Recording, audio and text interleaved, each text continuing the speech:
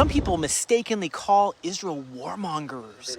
We don't want war. I got kids. My friends who are reservists have kids. We don't want to fight a war, but we sure will not allow for the Hezbollah to invade the Galilee. We'll take out, that's what we did. We took out the heads of the Ridwan, their elite force. We took out the heads. And now, got reservists called up. We got a cabinet meeting by the IDF, and they said, we're calling up 2 huge reservist battalions, and there are going to be ground operations. Sometimes you can't just fire from the air. Sometimes you have to actually go in and remove the terror threat. Earlier today, we must have struck, I don't know, 280 Hezbollah-related targets today, and we're just going for it. Meanwhile, Egypt, Jordan, and Iraq issued a joint statement saying that this could be a larger war. Will that include Turkey? Will that include Russia, China? What's going to happen? I don't know. I know the UK is asking for they're trying to evacuate. They brought 700 soldiers, the UK, over to Cyprus to help evacuate any UK citizens. The United States is also trying to evacuate any citizens. Canada, embassies are closed. We have like 500,000 people leaving, moving right now. And so the same as happened here. They displaced because of their rockets for almost a year. They made so many Israelis be displaced, and they're not going to be displaced forever. We will return them to their homes. They will return. That's another goal of this war. And so we're finding still more rocket launchers in Gaza, though.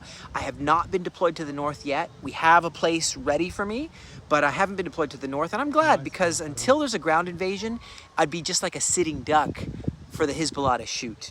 Wait till there's a ground invasion. Right now, I can use my skills in Gaza and remove some of these missiles. But, in the Galilee, let me tell you what. You see booms everywhere, cars on fire, just everywhere you see the David Sling, the Arrow 3, taking out missiles. Some of them are falling.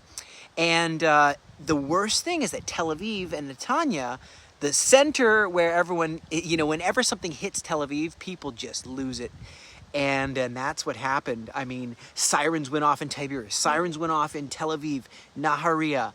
And they tried to shoot another, I think they're planning to shoot another hypersonic missile that supposedly is going to be supplied by Iran to the Houthis. And we are saying enough is enough. Operation Northern Arrows is a go. And we are going to make sure that these thousands and thousands and thousands of Israelis will be able to go home to their homes in the north and take out terror. And you know what? Free Lebanon from the scourge that is Hezbollah. Free Gaza from the scourge that is Hamas.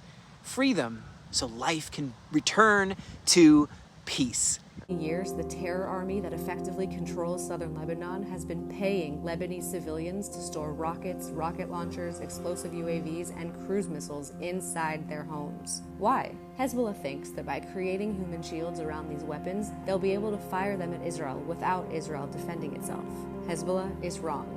The IDF has been urging the civilians of southern Lebanon to evacuate the danger zone, and they have.